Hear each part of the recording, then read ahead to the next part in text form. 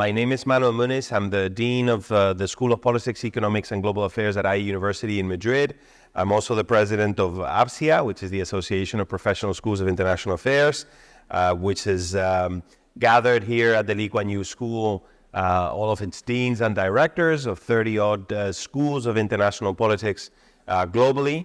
I'm very grateful to the school and to its dean, to Professor Kuan, for hosting us here in this format. We have a wonderful session ahead of us. The title is Multilateralism and the Rules-Based Order, What Remains? ? I think we couldn't be having this conversation at a more interesting time as we begin a very important year for global politics, but also for multilateralism, a year of democracy and elections. We're going to have numerous and very relevant elections around the world, including in the US, in Mexico, in the EU, in India, lots of places. About 70 countries are headed for elections. The results of those elections will have very severe impact on the foreign policy of many of those countries and on the outlook for multilateralism. As we all know, the multilateral order has been tested by the rise in tensions geopolitically around the world and many others, both in its diplomatic and political leg, but also multilateralism in its economic and trade leg. And we have a wonderful panel here to address these issues with us. I'm going to introduce them very briefly, and then I'll ask them a set of questions. And the idea is that we run this very much as a conversation. We have a little bit under 60 minutes for all of this. So I'm joined here to my right by Kelly Gallagher. She's the Dean of the Fletcher School at Tufts University, and she's a professor of energy and environmental policy there. Previously, she served as senior policy advisor in the Obama White House Office of Science and Technology Policy, and as a senior China advisor in the Special Envoy for Climate Change Office at the U.S. State Department. I'm also joined by Arantxa González on the far right. Arantxa is the Dean of the Paris School of International Affairs at Sciences Po, and she's also served as Spain's foreign minister, and she was also chief of staff at the WTO. And then finally but not lastly, Danny Kuan, who is the dean of this wonderful school that hosts us, and he's also the Li Ka-shing Professor of Economics here at NUS. So I'm going to begin by asking Kelly first, who's worked on climate. So on the future of the multilateral order, clearly climate is one of these things that are one of these global challenges that are very hard to address nationally, that require broader agreements if it's to be tackled appropriately. So when you think of the future of the multilateral order, and particularly of the climate dossier and the climate agenda, where do you see that headed? What issues do you see down the line? We're just coming out of a fairly successful, or you tell us whether it was fairly successful or not. We may disagree. You may disagrray. She did tell me at the beginning I have some very different ideas. I'm very careful on how I'm framing the questions. So we're having this conversation right after the COP in the Gulf. So how do you see this, all of these elements intertwining and moving forward? Well, I might be a little heretical here. I think if we think about how we've tackled climate change in the global arena, of course, we've relied very heavily on the United Nations and a rules-based, treaty-based approach. And I think that the potentially controversial point I'll make is that in some respects, I think multilateralism may have hurt us because we had a very strong commitment to using the UN system to tackle the problem, which meant that when we adopted the UN Framework Convention on Climate Change at the Earth Summit in 1992. We established a system where every single country sits at the table for the global climate negotiations. That means we have approximately 190 countries who are negotiating at each of these COPs, the Conference of Parties. And the rules of that system are consensus. And so it's very difficult for us to to make progress, because one single country can prevent, agreement on an outcome. And they have often done so. As we go back and look through history at the various COPs through the years, we've had different countries exercise very strong control through their veto power in being able to advance the COPs. And I would say in Dubai, we saw Saudi Arabia exercise very strong influence in the outcome of that COP. And I think the problem is that means any country that wants to slow down progress can be a spoiler in that system. And it has caused most years a kind of regression to a minimally acceptable solution for each annual outcome of the Conference of Parties. And because there was such a strong commitment to this multilateral approach, it's discouraged bilateral and what I would call mini multilateral approaches. And so every time people would talk about, well, let's just try to convene the major emitters and see if we could get the major emitters. I mean, we have, 10 countries account for like 80% of global emissions. That would be strongly criticized by others. And why did we adopt this system? Well, it was basically modeled off of the system we used for stratospheric ozone depletion and the Montreal Protocol on substances that deplete the ozone layer. And that was a very different problem in many respects, with a much smaller set of stakeholders and political interests. And so it may be that, a truly global multilateral approach was not the right approach. But now let me argue against myself for just a second. Well, let me say, I think we broke through this very slow and painful process and achieved the Paris Agreement because we actually disrupted the process, and I was involved in that. And that was the United States and China coming together in 2014 and issuing a joint statement where the two countries set targets. These were known as the INDCs, Intended Nationally Determined Contributions. And this was a big breakthrough in the process because for the first time, China took on commitments, and previously it had never been willing to do that as a developing country. And the United States essentially accepted a very different type of commitment. China was agreeing to peak its emissions by 2030, compared with the U.S. commitment, which was a commitment to reduce emissions 26 to 28% below 2005 levels. And then once we had this bilateral agreement, it unlocked many other countries to come forward and set their own INDCs, and that ended up becoming what was the Paris Agreement, right? So I would argue that we did need to move to in that case, a bilateral approach to be able to make progress. The counter argument, of course, and why we've stuck with this extremely laborious mega multilateral approach is that all countries are impacted by climate change. And they need and deserve a voice. Even the least powerful country might be the most vulnerable country. So we might think of a country like the Maldives or a low-lying small island state. And some issues would probably never get addressed by powerful countries. And I think the big success coming out of Dubai is an example of that, which was the decision to establish and operationalize a new fund on loss and damage. So, where are we now? You could argue in some respects we've made progress. Yes, we have the Paris Agreement on climate change. Yes, every country has made a commitment to do something. But at the same time, global emissions are still rising and in fact are rising faster than ever.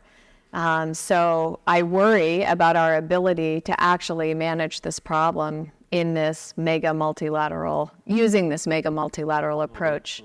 And I think I would argue that we need to be a little bit more flexible and encourage bilateral, mini multilateral, and multilateral approaches. Can I ask you a quick follow-up, and then I'll bring Arantxa into the discussion? But these, so irrespective of the route you choose or how you sequence these multilateral versus minilateral arrangements, whether they build up to a multilateral, clearly one of the backdrops to the conversation that we're having here today is the China-US relationship. It's worsening and its effects across the board. One of the big worries, even though I'll ask Danny about China proper, but one of the big worries of folks following the climate, not just climate, but in generally focused on global governance and multilateralism, is that the effects of this worsening, the worsening of this relationship will be felt on a whole range of issues that need agreement between China and the US, and that it's very difficult to arrive at almost any agreement, whether it's multilateral, minilateral, bilateral, if these two countries come to the table with a zero-sum mentality where there's always some concern about how the other country is going to end up. So I am in fact very aware that there is real concern in the UN system about the effects of this across the board. It's going to be very difficult to convene meetings, let alone set an agenda, let alone arrive at an agreement.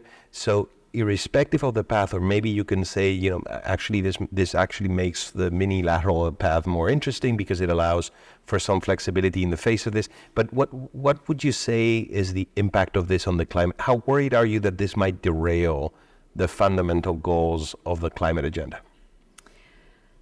I'm worried. I mean, on the one hand, I can see, and I was involved in helping to negotiate the U.S.-China joint announcement in 2014. And at the time, as you may remember, the good old days of in the good old days, at the time, it was such a shock and surprise to people because the U.S. and China had been using each other as an excuse for inaction for many years.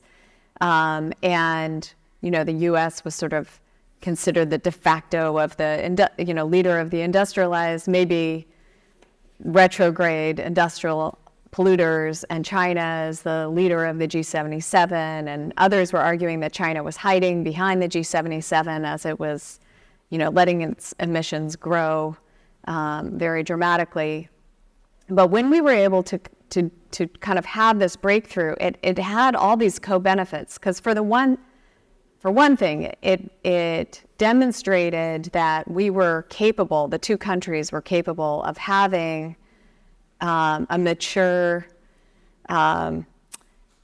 relationship where we could cooperate on some issues and vehemently disagree on others. And I remember at the time we had vehement disagreements on technology.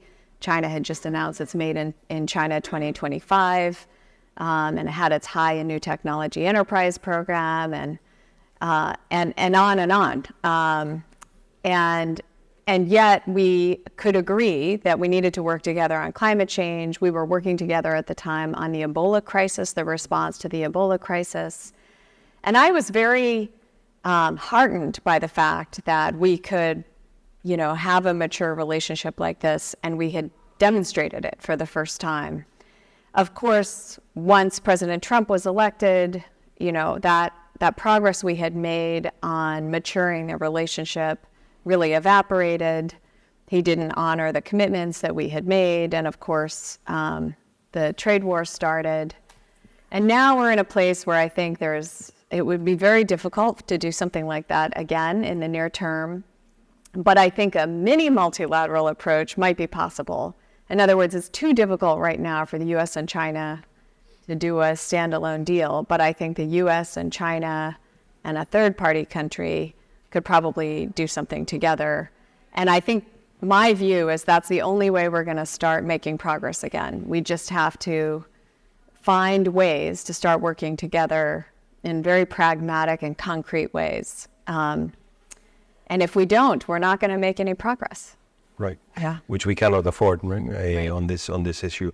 So let me bring Arantxa in. So Arantxa, you've dedicated a large part of your life to working on issues of trade. Trade is one of these other topics that requires at least bilateral, if ideally multilateral, regional multilateral arrangements to function properly.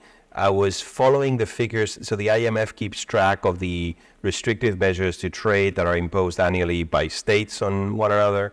About a decade ago, it was about 200 of these measures a year. Last year, it was close to 3,000. So, I mean, there's a clear increase in restriction to trade of goods, of services, growingly of investment. So clearly, this depiction of a world where multilateralism is contested has a clear translation into the trade space through restrictions, but also through the weakening of the function of the WTO and many, many others. But how do you view this? I mean, is there a thrust, a direction to this process where you see a clear worsening?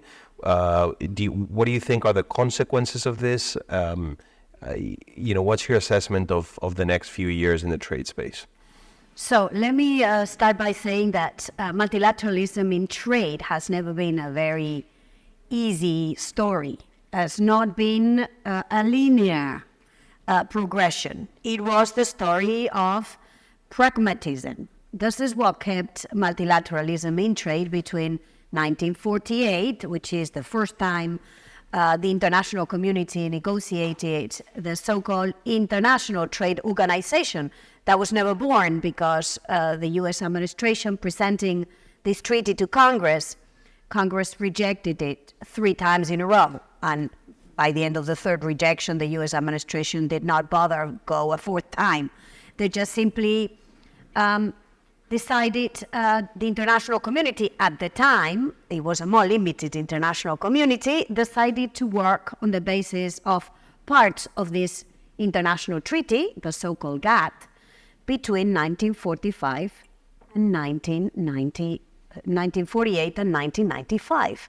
So it was a pragmatic story of living with applying a treaty and building around the treaty with minimal institutional structures and with a very pragmatic view when, it's mutually exchanging concessions in order to keep opening markets. And at the time, it was tariffs, then it became more non-tariff barriers, so governments would negotiate in rounds these non-tariff barriers. But magic happened in 1995.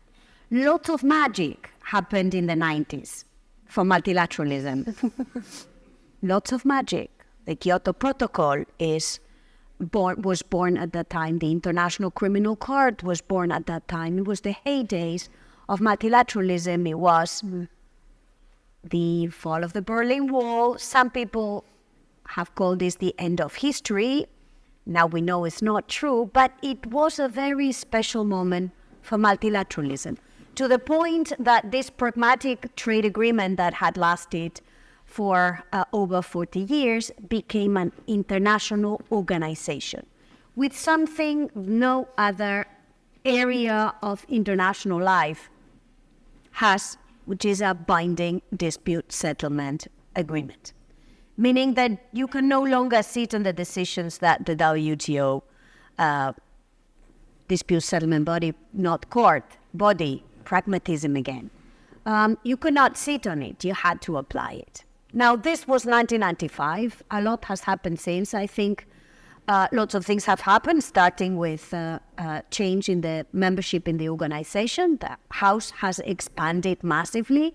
There was China and Taiwan, there was Russia and Ukraine, there was Vietnam, there was Saudi Arabia. Long list of countries, very different. There's been a souring of the international space. There's been an increase in rivalry in the world. And there's been also a contestation of the underlying philosophy of multilateralism on trade, which, if you read the opening paragraphs of the WTO agreement, is basically that you can exchange mutually advantageous concessions. This idea that it can be win-win, which is at the heart of the WTO agreement, is now being contested by a more security-driven zero-sum mentality. Add to this that in some parts of the world, trade opening and the legitimacy for open markets is undermined by the rise in inequalities, by the inability of governments to deal with social safety nets that would help inequalities reduce. These inequalities are not, by the way, solely to be attributed to international trade. We've got technology marching heads on. We will have technology now marching also on white collars. This is what artificial intelligence is. The absence of value chains is eroding legitimacy for open markets. All of this has brought us here, all of this and a little bit more. There were a few characters. You have mentioned Donald Trump was very important for multilateralism in trade because he didn't believe in that. And he made no secret of that either. But the mentality that is pervasive in multilateralism on trade is that the idea that exchanging trade concessions is no longer a win-win. And that it's more security than efficiency that we're looking for. And that maybe not everybody falls on the same roof. That maybe we cannot have one house for all members of the WTO. And that states are as important, if not more, as markets. So this is a fundamental questioning of the tenets, the basic tenets of the WTO. My prediction is that international trade is a very pragmatic world. My prediction is that the WTO is a very sticky place. Certainly the WTO dispute settlement is not working very well. But the rest of the houses is sticky. These agreements have been around for over 80 years. It's very difficult to get rid of them.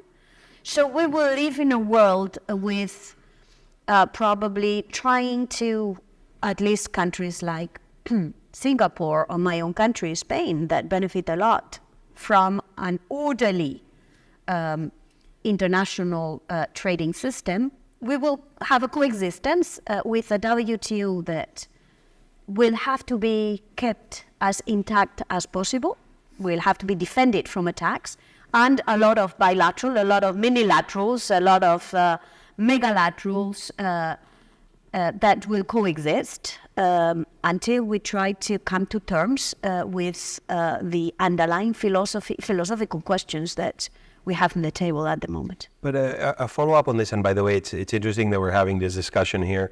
As I look out from the window of my hotel, I can see the water, and it's full of ships on their way somewhere. And it reminds me a little bit of the Spanish coast. If you change ships for like German tourists, instead of taking a bath in the Mediterranean. But this country that has built itself on trade, from the private sector perspective. So this world that you have described, how does that look? Because I think this is a much more hostile environment for international business, much more regulatory risk that they have to navigate, a lot of hedging that is probably taking place in the private sector. This is, I think, a very inflationary environment. Even if a lot of the trade survives, it will be much more inefficient. So particularly from the private, what are the implications you would say are for supply chains, for businesses, for prices, if you had to play this forward? How does that environment look like, you think? No, I think you've kind of described what this environment would look like. It's going to be costlier. By the way, we have to start asking ourselves the question, who will pay? Because at the end of the day, if we render the international economy, if we render international trade less efficient, more expensive, someone will have to pay the bill. And we've not been discussing this collectively. But I would say the economic logic is fragile vis-a-vis a geopolitical logic, but the economic logic is also very sticky. Value chains have been built over decades with huge investments being made by businesses, not very connecting those value chains to training labor, to training workforce, to looking at building ecosystems locally. It's very difficult to undo this. So my sense is that businesses are going to have to learn to navigate a more complex risk landscape. They are going to have to integrate geopolitical risks much more clearly into their risk management schemes. They are going to have to navigate a multiplicity of regulatory frameworks, because this is, in reality, multilateralism is a multiplicity of regulatory frameworks. Again, cost. But I don't think that those costs would trump the economic logic on which these value chains are built. In other words, I don't believe for a moment in these theories of deglobalization. I believe a lot in a different form of globalization that is going to be more fragmented, more costly, and therefore with a premium for businesses that will learn how to navigate it. Yeah, I think those are relatively negative news for businesses, but they're very good news for Lee Kuan Yew School graduates, because they're going to need folks that can understand and navigate these things in companies. And in fact, I think companies are going to have to develop a lot of their foresight, scenario planning, risk management muscle if they're to survive in this environment, because it's going to be a very different environment. I want to bring Danny into the conversation, and I guess anybody listening to this exchange would immediately wonder, why is the world headed in this direction, right? So we're putting at risk the climate agenda, which is basically, the agenda we have to fight an existential risk. We're putting at risk the economic agenda, which is fundamental for development around the world. And in fact, we're putting it at risk in a way that is going to have an impact on prices for the middle class and for folks that really do not need any more price hikes on the food, the cars, the furniture that they're buying. So anybody listening to this is, why is this occurring? So my question to you is about narratives and attribution of this. So why do you think this multilateral system is so much under pressure? Okay. Thank you, Manuel, and thank you both panelists earlier for setting out the stage so well on why it matters, why these things matter. So let me do, if I may, three things. One is to actually defend multilateralism, perhaps more robustly than my colleagues have already done. And I want to do that defense especially from the perspective of a nation like Singapore. Because it is one thing for big, great, powerful nations to say, multilateralism, we can do without it. If we have it, it's great, but it's not a big deal. For nations like Singapore, it is an existential issue. The prosperity, the success of smaller nation states like Singapore hinge so consequentially on the idea of on there being a multilateral world out there. And if we don't have that, we have to think desperately of alternatives. So the second thing I want to do is perhaps to give a set of facts surrounding trade, multilateralism. Multilateralism has implications for so many things that happen in economic and social life. But for me and for yourself, Arantxa, it is trade that is the lifeblood of multilateral discussion. So I want to give a number of facts on that.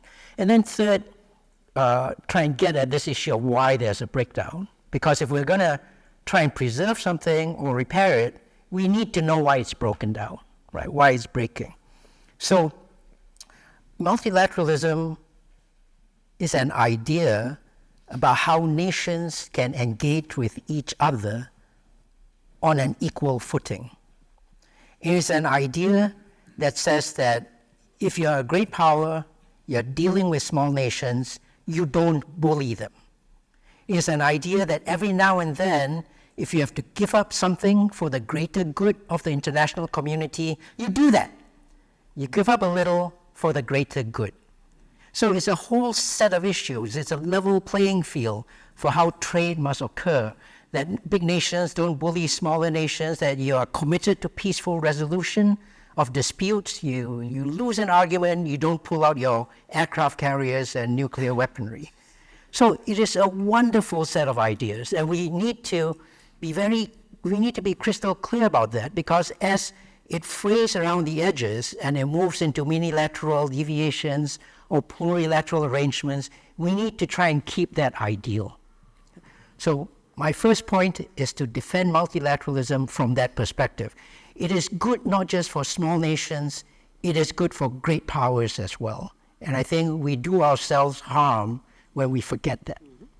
And the second thing I want to say is perhaps give you a set of facts about this. Now, multilateralism for me, for yourself, and for many of us in this room, it is tied to the grand global projects that we want to be able to undertake, global climate crisis. But on a day-to-day basis, it is tied to international trade. It is tied to the lifeblood of economic prosperity. So here's a fact about deglobalization, whether we like it or not, whether we think it's sustainable. The ratio of world trade to world GDP has seen a serious negative shock. Serious negative shock. So we might think that it doesn't last because the power of globalization is so immense, we'll eventually recover. But there's no question that when you do that graph, huge change. You don't need fancy econometrics to see that. It is simply a completely different trajectory. That, I suspect, many of us will either know already or suspect will have happened. But here's the wrinkle in that. That big shock to the ratio of trade to GDP did not come from a break with because of Donald Trump. It did not come from a break of Biden continuing Trump's protectionist policies. It began in 2008. To the extent that reflects deglobalization, something very profound had changed in the world. And it goes all the way back to 2008. It is not just a geopolitical issue, even though geopolitics has obviously not helped. It has worsened the situation. And when we think about repairing multilateralism and the global trading system, we need to be sensitive to that. Let me give away why I think that happened.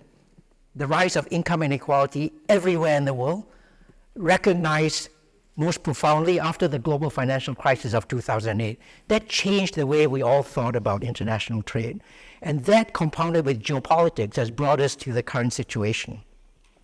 Let me give you a second fact before I go on to the geopolitical situation. China is the world's largest trading nation. For practically everybody in this room, you come from a geography for whom China is the largest trading partner at this point. Practically everyone in the room will acknowledge that. But here's the thing. China trades with the rest of the world only 2% of what Singapore trades with the rest of the world per capita.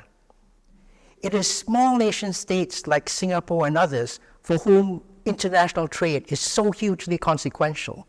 China is there because its population is so large. At some point, India will be there too as the world's largest trading partner for everyone. But in terms of the fundamentals of the economic forces, it is the smaller nations that we need to be looking at going forwards. Okay. So all those set of facts, defense of multilateralism. What's happening now for the breakdown? Because there was income inequality, post-global financial crisis, a change in the mood of the world. It became more each nation for itself.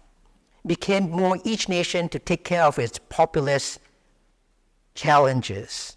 It was domestic politics they had to deal with, whether you are a communist country like China or whether you are a democracy like the United States. It is that you need to be looking at now. And that turning inwards has undermined one of the fundamental tenets of multilateralism, which is we look out for one another. We're happy to sacrifice a little if it benefits the common good, because we realize in the long term that is good for everyone.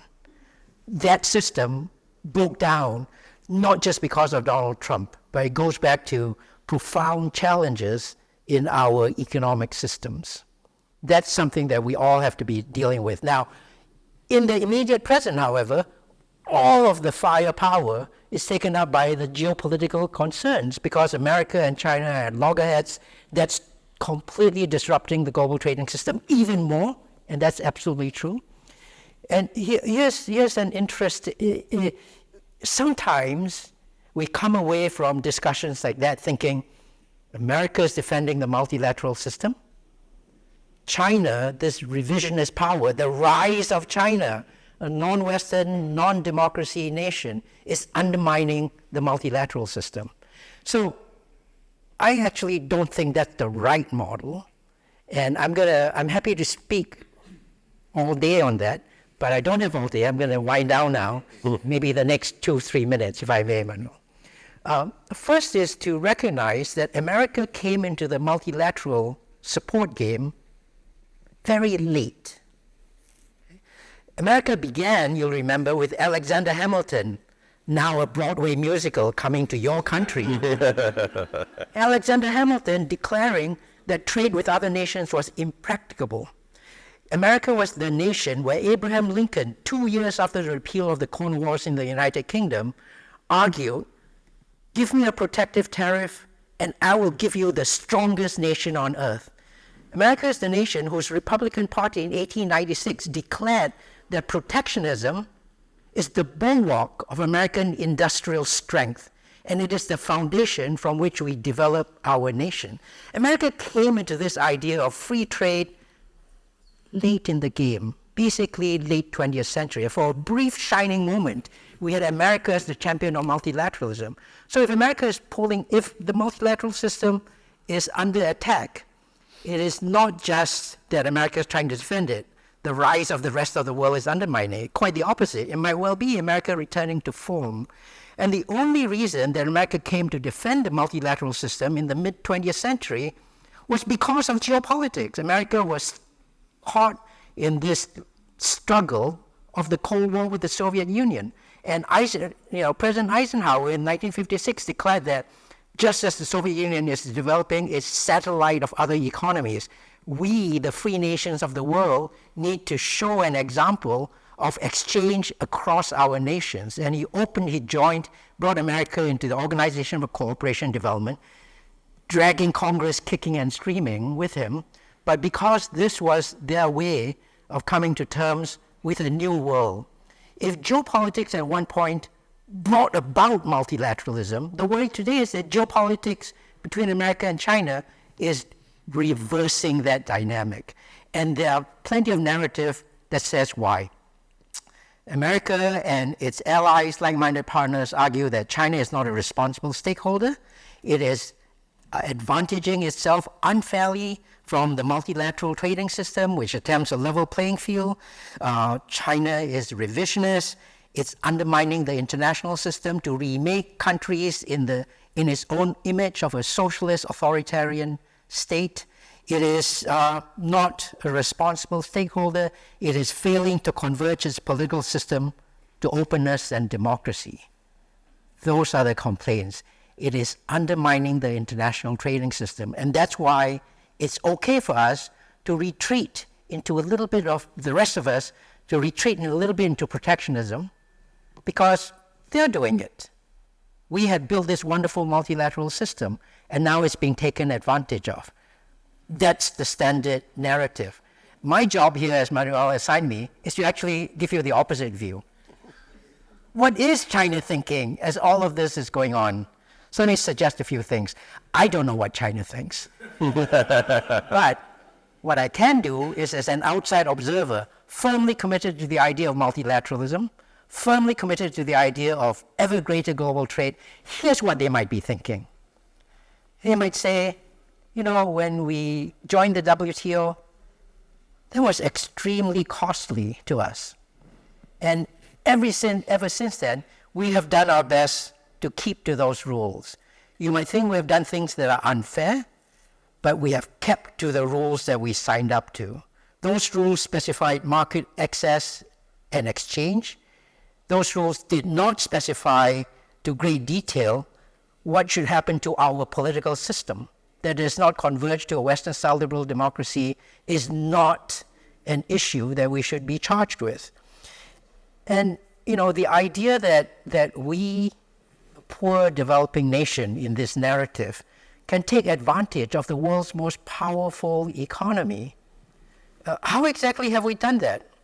We've brought our nation out of poverty by moving hundreds of millions of rural villagers painfully into the urban manufacturing system.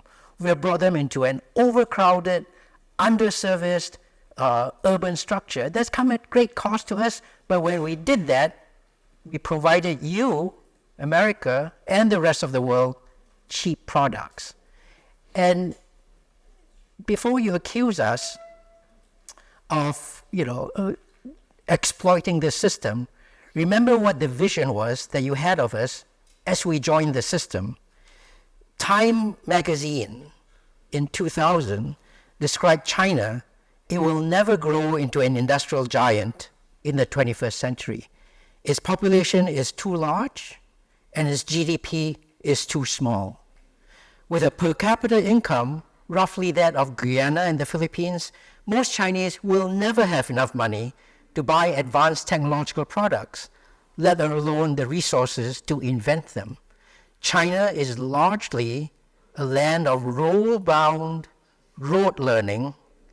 Advances in information technology will never occur in China because it can only happen in free societies with free thinkers, not under an authoritarian regime hiding behind a firewall.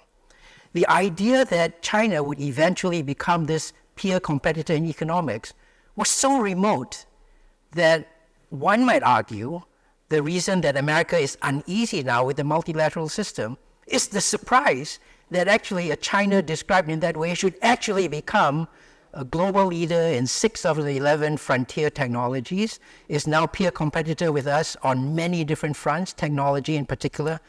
And so it is a difficult narrative for me, an outsider looking at China, trying to continue to support multilateralism, to believe the narrative that says that the multilateral system has been undermined by simply the rise of China. Let me conclude to say that this is not to say China is without fault.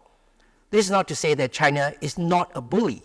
This is not to say that China's military activity in the South China Sea is not deeply concerning to everybody in the region. This is not to say that we are blind to the fisticuffs that emerge between the Chinese Coast Guard and Filipino fishermen, and the fisticuffs that appear on the India-China border. Those are important issues. They're not geopolitical issues that deserve the attention of the United States, the world's greatest power, and they're not issues that should undermine the wonderful multilateral system that we have spent the last 7 decades building. Thank you very much. Wonderful. Thank you, Danny. This is why moderating a panel of deans is so easy, because you throw a question and then you get these wonderful answers. I want to make sure, because I see there are 2 microphones on the corridors. If folks have any questions, because we have a few more minutes, I want to make sure that you get the chance to ask them. If not, I have a bunch of questions myself. But please, if you could introduce yourself so that we can... Matthew Rafat, Law and Not Agency. The failure of the world, including the United States, to create a 2-state solution in Israel and Palestine single-handedly destroys the credibility of the multilateral world that you speak of. It's not just that. You mentioned climate change. The most valuable company in the world is Aramco, the Saudi oil company. In the United States, if you remove technology companies, Apple, Google, etc., you're left with the most valuable companies being oil and gas companies. So multilateralism has worked only because of American debt. American voters like myself are not willing to provide that debt anymore to the rest of the world unless it's on favorable terms or on terms that limit competition, such as from Russia. So given that multilateralism has failed quite considerably, not just in recent years, but over the last 20 years, the way forward is going to be regional cooperation. And the problem with that is we already have a lot of trading agreements, vestiges of alliances made in the past, such as GATT, which was mentioned here as well. So my question to all of you, particularly the professor on the left-hand side here, how do we move forward if regional cooperation is the best path forward, given these vestiges such as GATT and other trading limitations? Arantxa, maybe? Yeah, I think if I look at the world of international trade, there's always been multilateral and regional and bilateral. The 2 tracks have been going in parallel.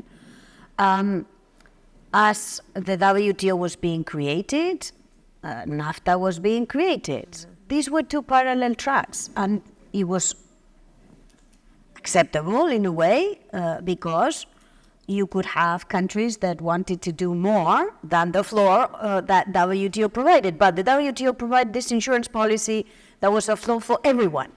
Now, today we are in a very paradoxical situation.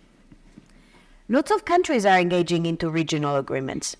Africa has just concluded an Africa Continental Free Trade Agreement, continent-wise, to basically remove the borders that exist that render this market inefficient. In Asia, you've seen a flurry of activity on international trade. RCEP, CPTPP. If I look at Europe, a lot of trade agreements that Europe has been concluding. Last one with a country here in the region, with New Zealand. The only country today that is not capable of engaging into trade agreements is called the US. So, regionalism is fine as a recipe for those who can do it. The US does not seem to be able to do that for now. So, yeah, I think countries around the world that care about this insurance policy that WTO offers will make all efforts to ensure the organization does not diminish, does not deteriorate, does not continue to reduce its ability to be the trade insurance policy for the world. And I know for a fact that countries like Singapore, the ASEAN for a fact, I know the European Union, I know many countries in this region, Japan and Korea and so on, will do a lot to keep this WTO afloat, but the boats will continue to sail with lots of bilateral agreements being done by those who can do them. Thank you. There's another question back there, please. Thank you for the opportunity. I'm from China. I'm an IR student. And before the question, there's an acknowledgement by me, which is saying this world is a ship leaking continuously, with all countries on the same leaking boat, and this boat does not have an automatic operating system. Thus, one country should provide leadership for the safety of the entire boat. If the leading country does not lead, other countries cannot follow, and then this boat of the world will lose its direction. And another quotations from Three Kingdoms. The empire long divided must unite. Long united must divide. Thus it has ever been. Then the question is the rising of the multilateralism world just been a period of a temporal divide of the world? Will there a new hegemonic power came after this period? And refer to my knowledge about the world as a leaking boat, then how can small powers contribute their leaderships in such conflictual period? For example, what kind of public goods can Singapore contribute to this world? Thank you. I mean, that's a very important question, and it's linked. I don't know if you guys have come across this concept of the Kinderberger trap. You know that when you have an emerging power that takes over established power, there might be a moment of a challenge to the provision of global public goods, because it might have made sense for the U.S. in the post-war period and after the Cold War to be the provider, the fundamental provider of safety of sea lanes, supporting a lot of the multilateral architecture, a lot of the peacekeeping operations around the world. Does it make sense for the U.S. to continue to do that? Or does it make sense for others, maybe the Indians, the Chinese, to take part of the burden? And are they willing to take it? Or are we, is there a lot of noise in this system of shifting power? Danny, I saw you were sort of holding your... Yeah, I'm happy to take a stab at this. In response to this question, and perhaps the earlier one, let me raise another question. What is the point of the United States of America? Why are there... I don't mean that to be a confrontational, antagonistic one. I mean, in an economic, social, analytic sense, what is the point of big countries? The world's richest countries are actually all small nations. The world's 8 richest countries are Switzerland, Luxembourg, Singapore, Norway, Denmark. They're small nations. They're not the United States on a per capita basis. America has a large footprint in the world primarily because it's got many people. China will make the same claim, and India will as well. Now, if the big nations aren't particularly economically successful, what is their point? Their point is that they can do 2 things phenomenally well. The first is to provide public goods at minimal cost to their citizens. And the second is to prosecute international violence. run wars. Those are the only two things large countries do well. When large countries provide public goods, they actually get things in return. They are given a candidacy for the world reserve currency from which they extract scenery from the rest of the world. They're able to use their control of the international financial architecture to gain all kinds of control over policies in the rest of the world.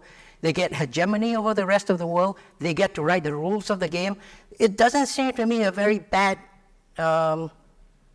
it's not a bad value proposition to provide a little bit of public goods. I'm not asking you to safeguard security in all of the world, but with Israel in Gaza, with Ukraine, Russia, with a number of other trouble hotspots, it doesn't cost you a lot to get in there and actually do the right thing. And in return, we give you unbounded respect and admiration. Now, in terms of what small countries can do, we have to rid ourselves of the idea that only big countries can lead. Big countries can lead in providing global public goods and in prosecuting wars. But you know what? If it's about leading on regulating financial markets, on figuring out rules of international trade, on providing international arbitration, you do not need an aircraft carrier to regulate financial markets. Small countries with expertise can do that extremely well. Put us in charge, for crying out loud. We will help make the world a better place. Let me get the last question in from here. Hi, good evening. My name is Jonathan. I'm a lecturer at the local Institute of Higher Learning. So my question is actually an extension to Professor Gallagher's sharing earlier about possibly challenges between the US and China to come up with cooperative multilateral initiatives, and probably a third country will need to be involved. So is there any room for the third country to be a middle power, and what barriers would this particular entity face in the short term and long term? Thank you. That's a nice question, because I think, and maybe it allows me to respond slightly to what the Dean just said. I think we need to be very pragmatic. We have so many important challenges facing us today. It's not acceptable, in my view, and I'm just speaking personally here, but it is not acceptable for us to fully retreat into our own, national borders and say, we do not care about conditions in other countries. We do not care about global climate change or pandemics. That is too costly for us, right? So I think what we need to be doing is looking for very pragmatic solutions. I think the United States and China have gotten themselves backed into corners that they don't know how to get out of politically right now. And so I actually think a great role for middle powers would be to help the United States and China come out of the corners that they're in right now. And I'll give you a couple of examples in the climate domain. Since you asked, one would be to try to think about how they could support a country, or a set of countries or a region on low carbon development. So how could the U.S. and China come together, perhaps with a country like Singapore or another, to think about very pragmatic solutions to foster low carbon development in, say, East Africa. I actually think that this might be a way for them to start to work together in a low stakes, in a way, from a political point of view, kind of endeavor, and just start building the muscle of how we can interact and very pragmatically engage with each other again. Well, we've run out of time. I want to thank everybody. I think we have an amazing challenge ahead of us.